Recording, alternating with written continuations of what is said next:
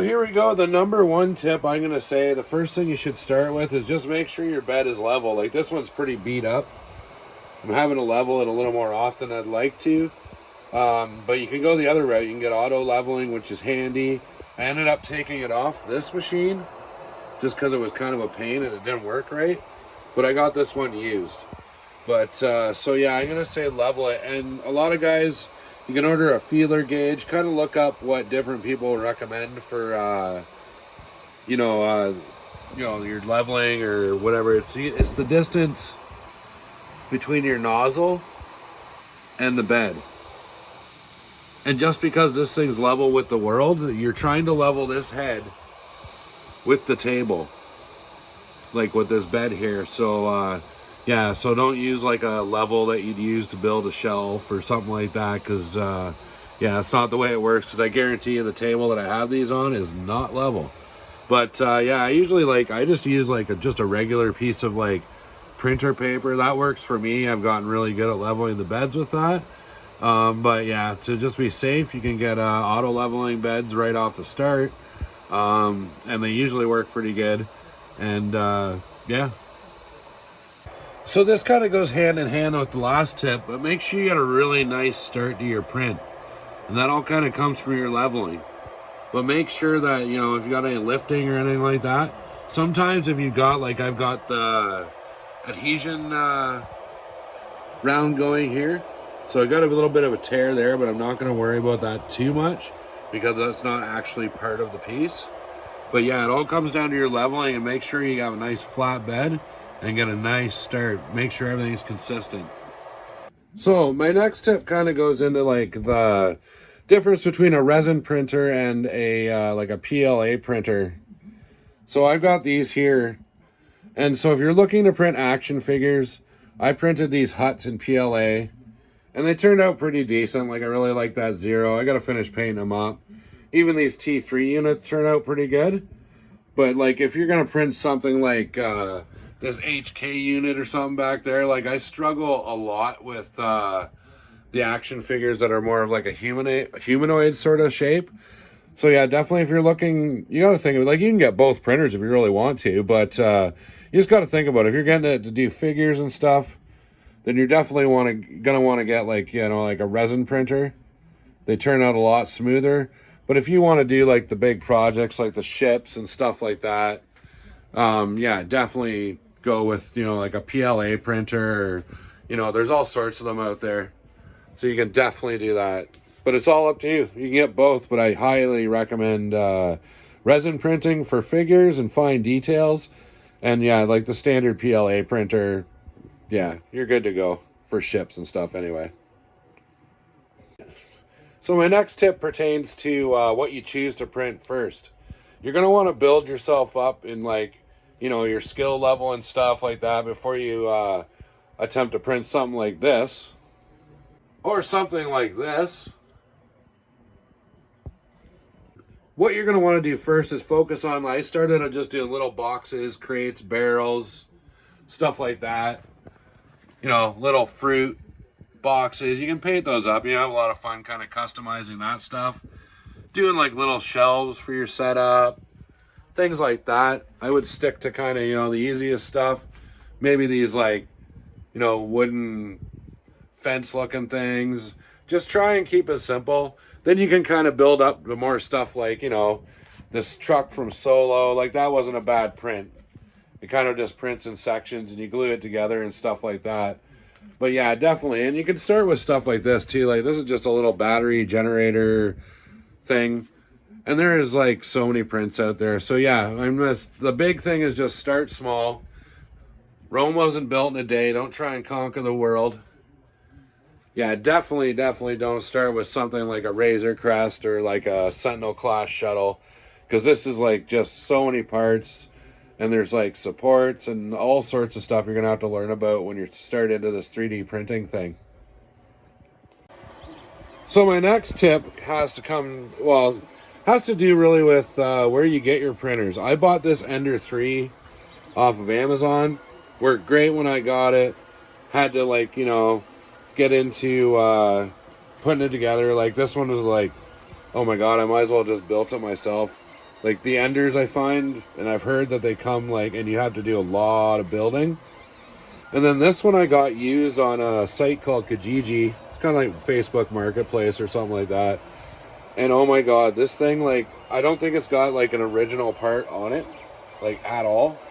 I got it and it was like all janky. I had to redo the hot end. You can see there that I just ran the wires like kind of parallel with the old one. I didn't want to deal with trying to feed them back through that shrink tube. But I mean, like, I put like a new extruder on here. Pretty much all the motors had to be replaced. So unless you know where the printers come from and kind of its history, like, it was cheap. It was only like, I think it's 60 bucks, and I traded the guy an action figure or something with it. So it was cheap, but I probably put half the cost of another Ender 3 into this one. So I would highly recommend just buying them brand new, just to avoid all the headaches, because I got this one first. And there's enough headaches when you first start and enough like frustrations that you don't need some janky used printer. All right, so now we're getting into like, this is hands down the absolute most frustrating thing when you first get into 3D printing.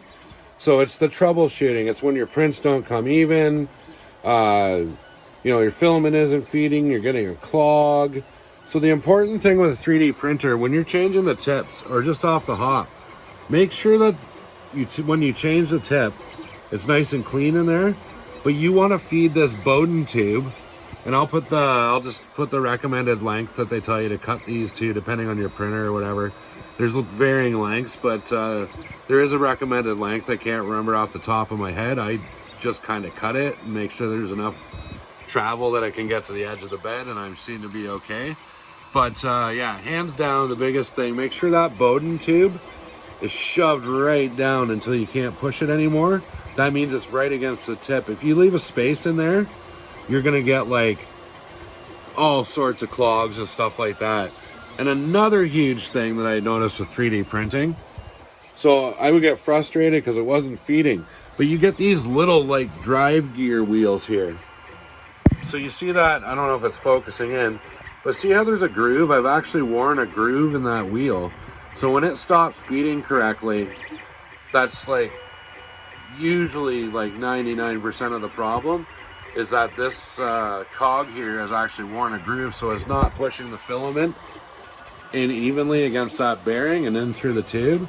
So it is actually skipping, and you'll get like unevens, and you'll notice in your prints too, you'll get a lot of like, you'll see like a gap, maybe a layer missing, that kind of thing. And the other thing you're going to want to check with that Bowden tube is the very tip of it. Like, I leave enough length here that I can use like something like this handy little tool here to kind of snip it off. But you'll find if your print isn't coming out evenly too, pull that Bowden tube up out of there, and if it's like black or melted on the end, just trim it off and push it back down through.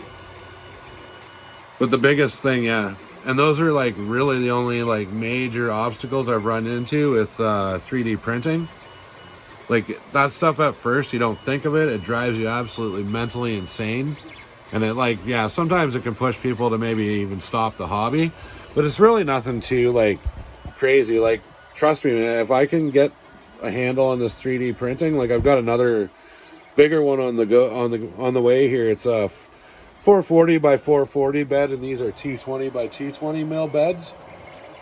And the big reason I got the big printer is because I want to do like huge projects and stuff. So yeah, so I got that on the way. But yeah, definitely recommend starting off small like this, and then just kind of build it up.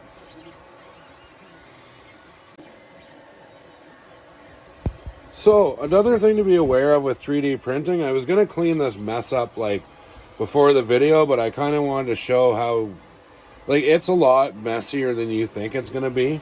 Like, that's just all little strands coming off the bed, and like, you know, from start outs, things like that, trimming. You know, I got a bunch of burned out tips here. I do have a container for them, and like I said, and I've got pets and stuff. It's about time that I pull these fans and kind of like blow them out. It's a lot messier than you think. And then you got all your trimmings too from all your projects. Like, you got all this stuff that you can't do anything with unless you're going to be ambitious and like you know, grind your own filament and recycle it and make an extruder and stuff, which is not doable very easily anyways. But yeah, definitely just keep in mind it's a lot messier than you think it's going to be. So just be prepared for that. So the next one I got for you is about cleaning the bed. So you want to clean this surface between every single print, or it's going to fall off. Like for example, on this one I started a print and I forgot to clean the bed, or I was just like, it's good enough, whatever. So I got this. So this is what happens when your print comes off the bed. So you get all these squigglies. This is what I came home to today. So I've lost all that time. Not to say I usually keep all my failed prints. I can use those for greeblies or flip them around the other way around and still use them as like shipping crates and stuff like that. It was very frustrating to be like 14 hours into a print, get home from work, and then all of a sudden like all that time's gone. So definitely clean your bed. And I use this Oxiver stuff here only because we get tons of it at work. So I grabbed the expired stuff that we're gonna throw out. So it's just an isopropyl alcohol. This is like a surface cleaner, but any kind of isopropyl will work. Anything like that. The number one thing you'd never ever use on a 3D printing bed, I learned this the hard way, is Windex. Windex will make everything come off the bed.